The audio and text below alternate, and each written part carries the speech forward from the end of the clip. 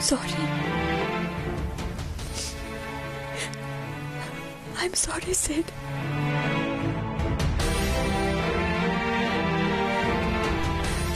আমি সত্যি ওইভাবে কথাগুলো বলতে চাইনি। Believe me.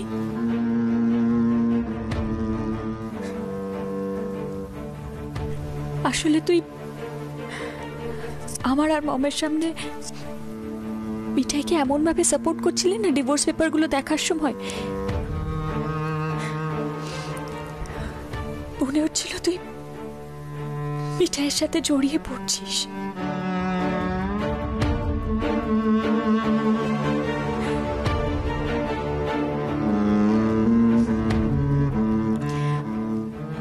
I'm sorry.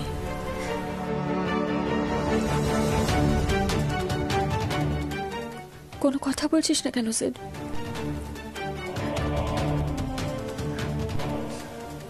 Hello, insult করার আগে তোর একবার মনে পড়েনি, তাই না? আর এখন তুই অ্যাপোলোজাইজ করছিস। ইউ নো টেস, একটা সরি বলতে না সবকিছু মেন্ড হয়ে যায় না, সিরিয়াসলি। আর তুই যে কথাগুলো আমাকে বলেছিস না, সেগুলো আমি কখনো ভুলতে পারবো না। বেসিক্যালি তুই বলতে চেয়েছিস যে আমি একটা হিপোক্রেট, রাইট? না সিড, এটা সত্যি নয়। তুই জানিস ভালো করে আমি কেন তোকে হিপোক্রেট ভাববো। যদি না ভাবতিস তাহলে একবারও বলতিস না যে আমি মিঠাইয়ের সঙ্গে সংসার করছি। টেস, তোর ব্যবহার দেখে আমি শক্ট হয়ে গেছিলাম, তাই বলে ফেলেছি কথাগুলো রাগের মাথায়। রাগের মাথায় কথাগুলো তোর মুখ থেকে বেরোতো না যদি না তুই মন থেকে মানতিস। টেস, আর অনেস্টলি আমি তোকে কখনো ডিসরেসপেক্ট করিনি। টেস, তুই তোর ফিলিংস আমার সাথে শেয়ার করেছিস আর সেগুলো আমি কখনো কাউকে বলিনি, নিজের মধ্যে রেখেছি, কারণ আমি জানি একটা মানুষের ইমোশনস, তার ফিলিংস, সেগুলোকে কিভাবে রেসপেক্ট দিতে হয়। আর তুই ভালো করে জানিস যে আমি বিয়ে, ভালোবাসা, সম্পর্ক, এই জিনিসগুলোতে বিশ্বাস করি না, মানি না আমি।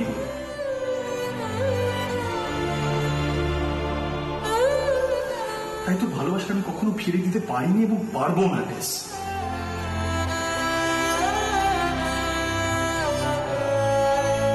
সেকেন্ডলি তুই আমার প্রিন্সিপাল, আমার অনেস্টি, আমার সিনসিয়ারিটি, এই জায়গাটা হার্ট করেছিস, আর এটা আমি কখনো মেনে নিতে পারবো না। টেস, আই এম সরি।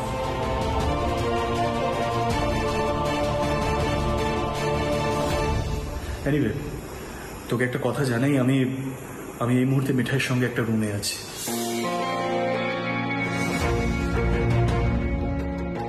তোর ফোন আসার পরে আমি পাগলের মতন ড্রাইভ করে রাজীব দাদের বাড়িতে এসেছি। ডিভোর্সের পরে মিঠাই কি করবে, কোথায় থাকবে, সেই ব্যাপারগুলো নিয়ে আলোচনা করতে, ডিসকাস করতে।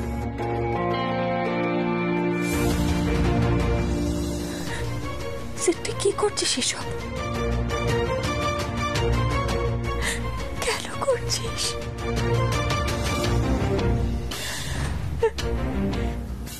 কেন করছিস?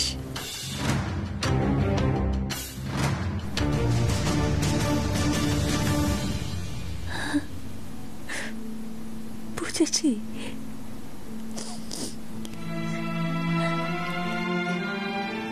তুই আমায় শিক্ষা দিতে চাইছিস না?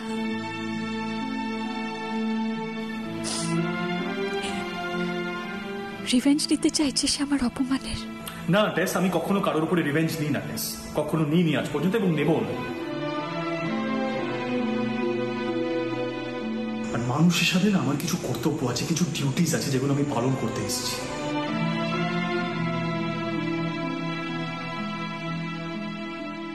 দেখ টেস, একটা কথা ভুলে যাস না, এই মেয়েটা কিন্তু আমার প্রাণ বাঁচিয়েছিল। আমি সেটা কখনো ভুলতে পারবো না।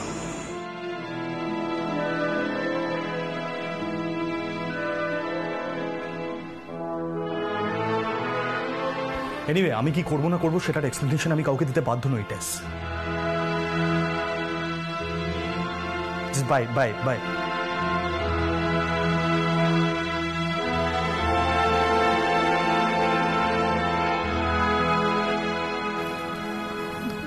চল।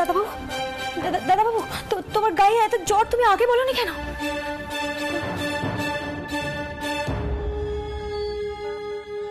তুমি খাটে শোবে, চলো। ওঠো দাদা বাবু, ওঠো ওঠো। কেন বলছো না? ওঠো।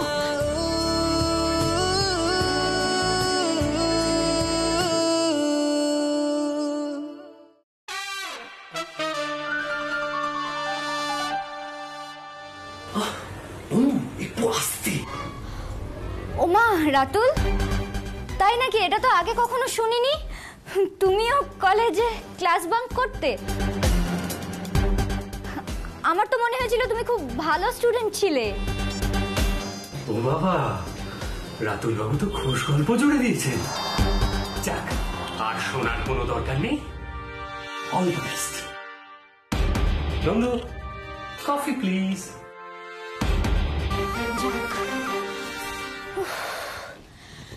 জিজু নিশ্চিন্ত হয়ে চলে গেছে। এই অভিনয়টা কেন করছো বলবে? আজ বাদে কাল তো সবাই সবটা জেনে যাবে, তখন? না না রাতুল, আমাদের কাউকে এটা বুঝতে দিলে চলবে না। মানেটা কি? তুমি কি বলছো আমরা সারা জীবন হ্যাপি কাপল সেজে বসে থাকবো? সেটা কি পসিবল? দেখো শ্রী, আমি তোমাকে কোনো ফলস হোপ দিতে চাই না, কিন্তু এই বিয়েটা আমার পক্ষে মেনে নেওয়া সম্ভব নয়। কথাটা আমি জানি খুব রুডলি বলছি, বাট আমার কাছে কোনো অপশন নেই। আই হোপ তুমি বুঝতে পারছো আমি কি বলতে চাইছি। একটু আগে তো তুমি প্রমিস করালে না যে আমাদের মধ্যে কোনো সিক্রেট রাখতে না, তাই বলছি আমি তোমাকে।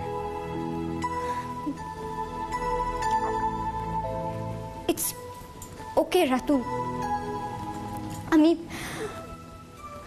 আমি তোমাকে কোনোভাবে এই বিয়েটা মানতে বলছিও না। তবে তুমি না মানলেও বিয়ে তো একটা হয়ে গেছে, আর বাড়ির সবাই আমাকেই তোমার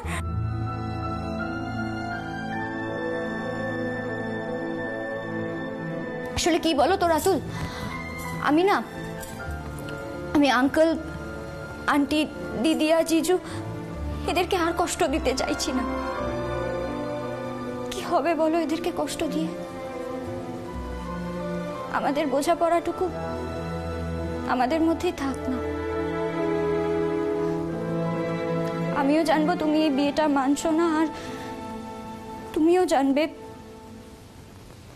আমি কোনো অবস্থায় তোমার থেকে তোমার স্ত্রীর অধিকার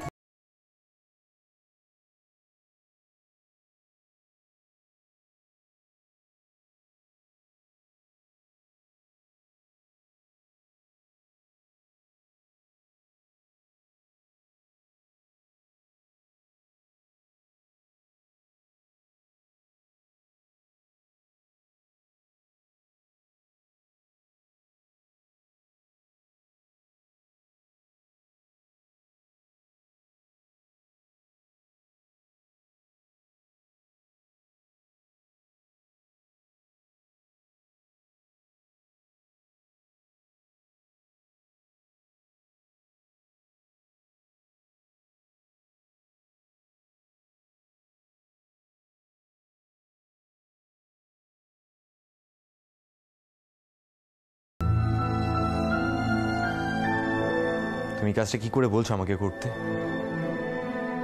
মা যদি সত্যিটা জানতে পারে না, যা শেষ হয়ে যাবে। মা সারা জীবন আমাদের শিখিয়ে এসছে যে কোনো কিছুর জন্যই নিজের সততা কোনোদিন ত্যাগ করতে না। তাহলে তার ছেলে হয়ে আজ আমি এত বড় মিথ্যে কথা কাউকে কি করে বলতে পারি?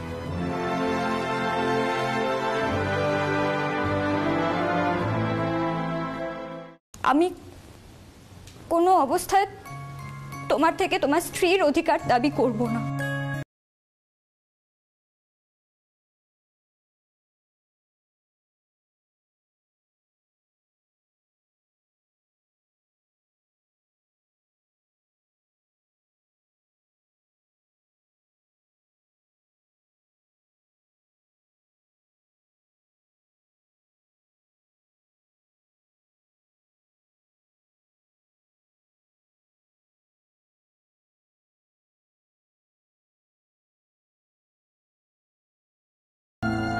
কাজটা কি করে বলছো আমাকে করতে? মা যদি সত্যিটা জানতে পারে না, যা শেষ হয়ে যাবে।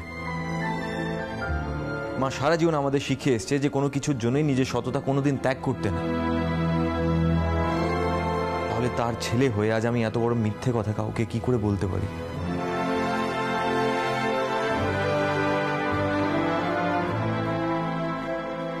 তুমি একবারও এটা কেন ভাবছো না? আন্টি যখন শুনবেন যে তিনি দাদাই ঠাম্মি বাবাকে যে কথা দিয়ে এসেছেন সেই কথাটা রাখা সম্ভব হচ্ছে না, তখনও তো তিনি সুস্থ থাকতে পারবেন না রাতুল। দেখো, আমি ছোট থেকে কখনো মাকে দেখিনি বলতে পারো।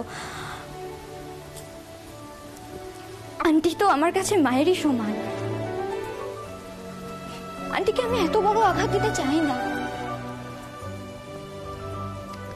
আর মিথ্যে বলাই বলো আর অভিনয়ই বলো রাতুল, সেটা তো সারা জীবন তো আমাদের সেটা করে যেতে হবে না। না, মাত্র তো একটা বছরের ব্যাপার। শুনলে তো 1 বছর আগে মিউচুয়াল ডিভোর্সটাও হবে না। এই একটা বছর না হয় আমরা আলাদা আলাদা থাকবো। ডিভোর্স? এইসব কথা উঠছে কেন? মানে তোমার সাথে আমার পুরো দোস্তর বিয়েটা হয়েছে রাতুল, রেজিস্ট্রেশনটাও হয়ে যাবে কিছুদিন পর, তাই ডিভোর্সটা তো করতেই হবে। কারণ এই ডিভোর্সটার পরে, মানে এই 1 বছর পরে আমি তোমার আর নিপার মিলনটা করিয়ে দেব।